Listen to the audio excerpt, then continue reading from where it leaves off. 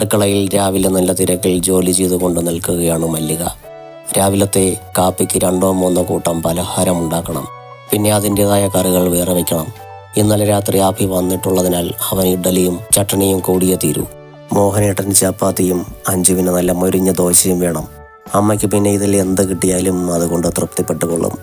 ഒരു ദിവസം അവധി കിട്ടുമ്പോൾ ഞാൻ കഴക്കൂട്ടത്ത് നിന്ന് ഓടി പാലായ്ക്ക് വരുന്നത് എനിക്കിഷ്ടപ്പെട്ട ആഹാരം എൻ്റെ അമ്മയുടെ കൈ കൊണ്ട് വെച്ചുണ്ടാക്കി തരുന്നത് കഴിക്കാനാണെന്ന് അഭി പറയുന്നത് കേൾക്കാൻ തന്നെ മല്ലികയ്ക്ക് സന്തോഷമാണ്. അതുകൊണ്ട് അവൻ ഇഷ്ടപ്പെട്ടതെന്തോ അത് മല്ലിക എത്ര സമയമില്ലെങ്കിലും ഉണ്ടാക്കി കൊടുത്തിരിക്കും. അഭിക്കുള്ള ഇഡ്ഡലിക്ക് മാവ് കോരി തട്ടിലൊഴിച്ച് ആവിയിൽ വേവാൻ വെച്ച ശേഷം അതിനുവേണ്ടി അരച്ചെടുത്ത കാന്താരി ചട്ടണിക്ക് കടുക് വറുത്ത് കൊണ്ടു നിൽക്കുകയാണ് മല്ലിക. അപ്പോഴാണ് അവരുടെ അടുത്തേക്ക് ധൃതിയിൽ അഞ്ജന വരുന്നത്. അമ്മേ, കോട്ടയത്തുള്ള ആൻറ്റിയുടെ വീട്ടിൽ എന്തോ പ്രശ്നമുണ്ടെന്ന് തോന്നുന്നല്ലോ. പ്രവീണ ചേച്ചി കുറേ ബാഗുകളുമായി നമ്മുടെ വീട്ടിലേക്ക് വന്നിട്ടുണ്ട്. അഞ്ജു പറയുന്നത് കേട്ട് മല്ലിക തിരിഞ്ഞ് അവളെ നോക്കി. സുമംഗലിയുടെ വീട്ടിൽ എന്തൊക്കെയോ പ്രശ്നങ്ങൾ പുകയുന്നുണ്ടെന്ന് ശ്രീകുമാരി അമ്മയുടെയും മോഹൻ തമ്പിയുടെയും സംസാരത്തിൽ നിന്ന് മല്ലിക മനസ്സിലാക്കിയിരുന്നതാണ്. എന്നാൽ അത് എന്താണ് സംഭവമെന്ന് കൃത്യമായി അവൾക്ക് വിവരം കിട്ടിയിരുന്നില്ല. എവിടെ പ്രവീണ? മല്ലിക തിരക്കി. ഒരു ഓട്ടോയിലാണ് വന്നിറങ്ങിയത്. മുറ്റത്ത് നിന്ന് ഓട്ടോക്കാരന് കാശ് കൊടുക്കുന്നുണ്ട്. ഇനി ഇവിടെ നമ്മുടെ കൂടാണോ അമ്മയെ പ്രവീണ ചേച്ചി താമസിക്കുക? കണ്ടിട്ട് അങ്ങനെയാണല്ലോ തോന്നുന്നത്. എനിക്കറിയില്ല.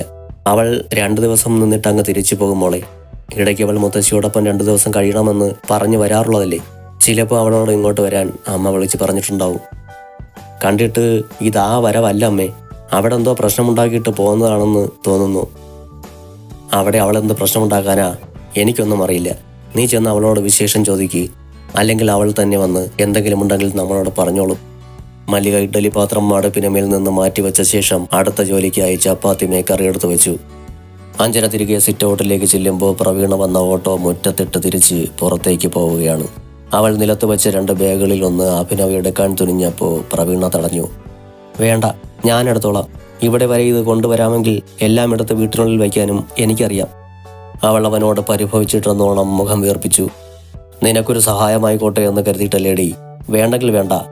അഭിനവ് 2 അടി പിന്നിലേക്ക് മാറി. ഈ സ്നേഹമൊന്നും ഞാൻ ഇന്നലെ കണ്ടില്ലല്ലോ. അഭിയേട്ടൻ ഇന്നലെ രാത്രി അച്ഛൻ്റെ അടുത്ത് വരുമ്പോൾ ആ വീട്ടിൽ ഞാനും ഉണ്ടായിരുന്നതാ. എന്നിട്ട് അഭിയേട്ടൻ വന്ന് എന്നോട് ഒറ്റ വാക്ക് സംസാരിച്ചോ? എനിക്ക് മനസ്സിലായി അഭിയേട്ടൻ എന്നോടുള്ള സ്നേഹം. ഞാൻ ആ വീട്ടിൽ വന്നത് നീ അറിയാഞ്ഞിട്ടൊന്നുമല്ലല്ലോ. ആണോ? നിനക്ക് എൻ്റെ മുമ്പിലേക്ക് വരാമായിരുന്നല്ലോടി. വന്ന് എന്തെങ്കിലും ഒരു വാക്ക് അതിഥിയായി വന്ന എന്നോട് സംസാരിക്കാമായിരുന്നു. അത് ചെയ്തോ നീ? ഇല്ല അല്ലേ? അത് നിന്റെ വീടല്ലായിരുന്നോ? ഞാൻ അവിടെ വരുമ്പോൾ നീ എൻ്റെ അടുത്തേക്ക് വരാതെ നീ ഏത് റൂമിലാണ് ഉള്ളതെന്ന് തേടി പിടിച്ച് നിന്റെ അടുത്ത് വരുന്നതായിരുന്നോ മര്യാദ? എന്നാലും ഞാൻ അവിടെ ഉണ്ടോ എന്ന് പോലും അഭിയേട്ടൻ അന്വേഷിച്ചില്ലല്ലോ. അവിടെ ഇല്ലാതെ നീയും നിന്റെ അമ്മയുമൊക്കെ എവിടെ പോകാനടി? നിങ്ങൾ അവിടെ ഇല്ലായിരുന്നെങ്കിൽ അക്കാര്യം അങ്കിൾ എന്നോട് പറയാതിരിക്കുമോ? പിന്നെ എന്തിനോ അഭിയേട്ടൻ്റെതായ ഒരു ന്യായമുണ്ടല്ലോ. അഭിയേട്ടൻ്റെ ന്യായമല്ലടി, അതാണ് പൊതുവെയുള്ള ന്യായം. ഞാനത് നിന്നെ ഒന്ന് ഓർമ്മിപ്പിച്ചെന്നേയുള്ളൂ. ശരിവാ. അവൻ അവളെയും കൂട്ടി സിറ്റ് ഔട്ടിലേക്ക് ചെല്ലുമ്പോൾ അവിടെ നിന്ന് അഞ്ജന ഒരു ബാഗ് താൻ പിടിക്കാമെന്ന അർത്ഥത്തിൽ കൈനീട്ടിയെങ്കിലും പ്രവീണ അവളെയും ചേർത്ത് പിടിച്ചുകൊണ്ട് അകത്തേക്ക് പോയി. പ്രവീണ നേരെ ശ്രീകുമാരി അമ്മയുടെ റൂമിലേക്കാണ് ചെന്നത്. ശ്രീകുമാരി അമ്മ രാവിലെ കുളി കഴിഞ്ഞ് പൂജാമുറിയിൽ കയറി പൂജകളൊക്കെ തീർത്ത ശേഷം വന്ന് ബെഡിലേക്ക് ഇരുന്നതേയുള്ളൂ.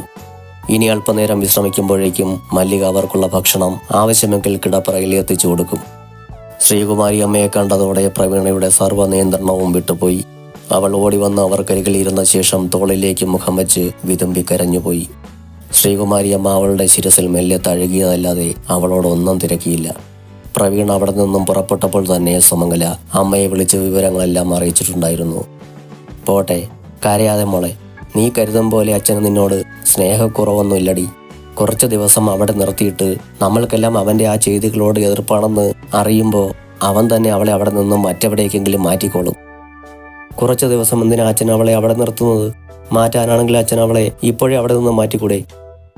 അതവനും കൂടി തോന്നണ്ടേ മോളെ. പ്രത്യേകിച്ചും അവൾ അവൻ്റെ ആരാണെന്ന് ഞാൻ നിനക്ക് പറഞ്ഞു തരണ്ടല്ലോ.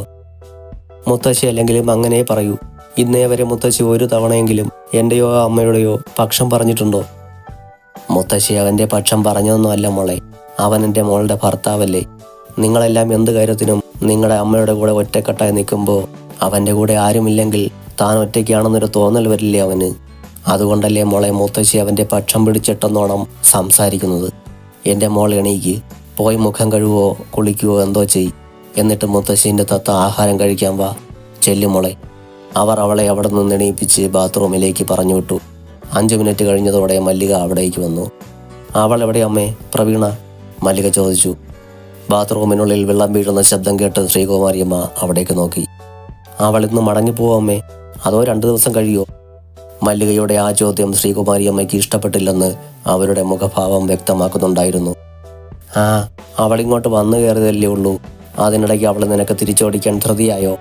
ശ്രീകുമാരിയമ്മ പരിഹാസത്തോടെ മരുമകളെ നോക്കി. അവൾ തിരിച്ചു പോകുന്നത് കാണാൻ വേണ്ടിയൊന്നുമല്ലമ്മേ ഞാൻ ചോദിച്ചത്. അവൾ പോയിട്ട് എനിക്കെന്ത് കിട്ടാനാ? അമ്മ കഴിക്കാൻ വരുമ്പോൾ അവളെ കൂടി കൂട്ടിക്കോ, അത് പറയാനാ ഞാൻ വന്നത്. മല്ലിക അവിടെ നിന്നും ഇറങ്ങിപ്പോയി. പ്രവീണ കുളി കഴിഞ്ഞ് വന്ന് മുടി ഉണക്കിക്കൊണ്ട് നിൽക്കവേ ശ്രീകുമാരിയമ്മ അവളുടെ അടുത്തേക്ക് ചെന്നു. എന്തോരമുള്ള മുടിയായിരുന്നു മോളെ നിൻ്റേത്, ഒക്കെ പൊഴിഞ്ഞുപോയി. അശ്രദ്ധ അല്ലാന്താ? അവർ അവളുടെ കയ്യിൽ നിന്ന് ടവൽ വാങ്ങി മുടിയിലെ ഈറൻ ഒപ്പിക്കൊടുത്തു. നിന്റെ അമ്മയും ഇതുപോലെ ആയിരുന്നു, ഇതിൻ്റെ ഇരട്ടി ഉണ്ടായിരുന്നു അവൾക്ക് മുടി.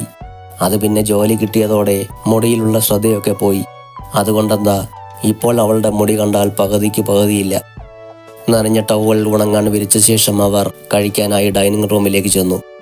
അഞ്ജന കാപ്പി കുടി കഴിഞ്ഞ് അവൾക്ക് ട്യൂഷനുള്ളതിനാൽ നേരത്തെ പോയി കഴിഞ്ഞു.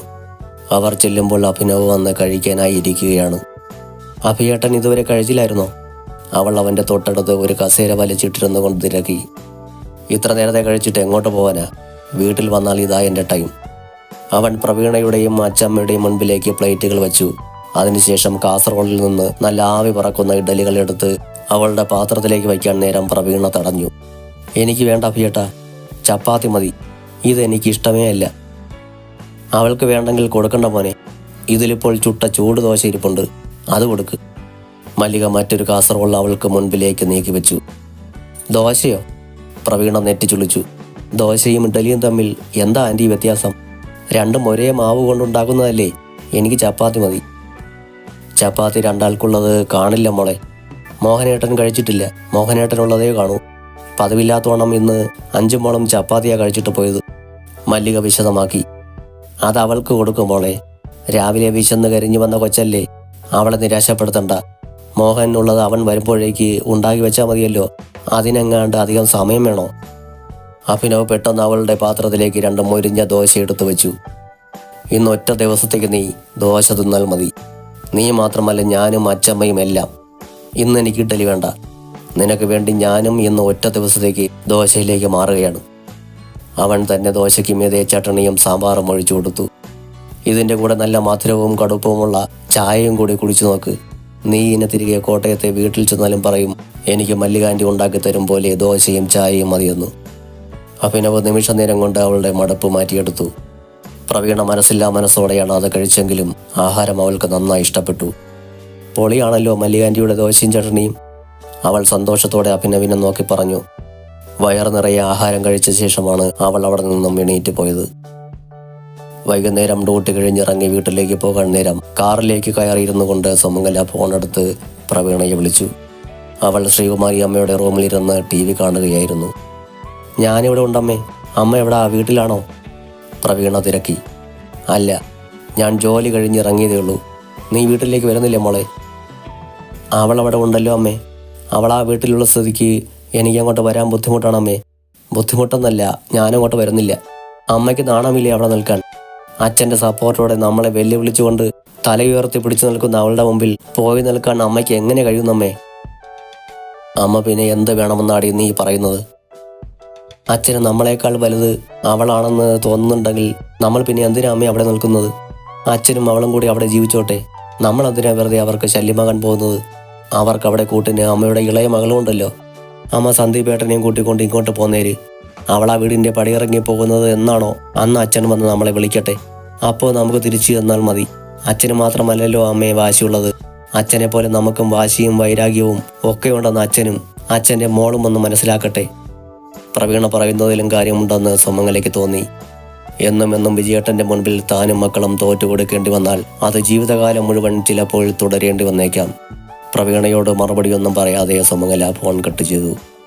സുമംഗല അവിടെ നിന്നും നേരെ കാർ ഓടിച്ചു പോയത് പാലായിക്കാണ്. സമയം 5:45 മണി കഴിഞ്ഞതോടെ അനുറാണി അമ്മയുടെ ഫോണിലേക്ക് കോൾ ചെയ്ത് നോക്കിയെങ്കിലും അത് സ്വിച്ച് ഓഫ് ചെയ്യപ്പെട്ട നിലയിലായിരുന്നു. കൃത്യം 5:10 ആവുമ്പോഴേക്കും എന്നും ഡ്യൂട്ടി കഴിഞ്ഞ് വീട്ടിൽ തിരിച്ചെത്താറുള്ളതാണ് സുമംഗല. ഇന്ന് പക്ഷേ 5:30 അമ്മയുടെ കാർ കാണാതായതോടെ അവൾക്ക് ആദിയായി. എന്തെങ്കിലും കാരണവശാൽ വരാൻ 10-15 മിനിറ്റ് വൈകിപ്പോയാൽ അപ്പോൾ തന്നെ വീട്ടിലേക്ക് ആരെയെങ്കിലും വിളിച്ച് പറയാറുള്ളതാണമ്മ. എന്നാൽ ഇന്ന് യാതൊരു അറിയിപ്പും തരാതെ അമ്മ താമസിക്കുന്നത് കണ്ടപ്പോൾ അനു അച്ഛനെ വിളിച്ചു നോക്കി. വിജയകൃഷ്ണൻ വക്കീൽ ഓഫീസിൽ നിന്ന് വീട്ടിലേക്ക് പോരാനുള്ള തയ്യാറെടുപ്പിലായിരുന്നു. എന്താ മോളെ? തിരക്കിനിടയിലും അയാൾ കോൾ എടുത്ത് അനുവിനോട് ചോദിച്ചു. കാതിനും തോളിനും ഇടയിൽ ഫോൺ വച്ചിട്ട് തല കൊണ്ട് അയാൾ ഫോൺ ചേർത്ത് പിടിച്ചു. അമ്മ വിളിച്ച് എന്തെങ്കിലും പറഞ്ഞായിരുന്നു അച്ഛാ? വൈകിട്ട് ഡ്യൂട്ടി കഴിഞ്ഞ് വരാൻ താമസിക്കുമെന്നോ മറ്റോ? ഇല്ലല്ലോ. എന്താ മോളെ? അമ്മ വരേണ്ട നേരം കഴിഞ്ഞല്ലോ അച്ഛാ. ഒരു ദിവസം പോലും ഇത്രയും താമസിച്ച് വന്നിട്ടുള്ളതല്ലല്ലോ അമ്മ. നീ പ്രവീണയെ ഒന്ന് വിളിച്ചു നോക്ക്.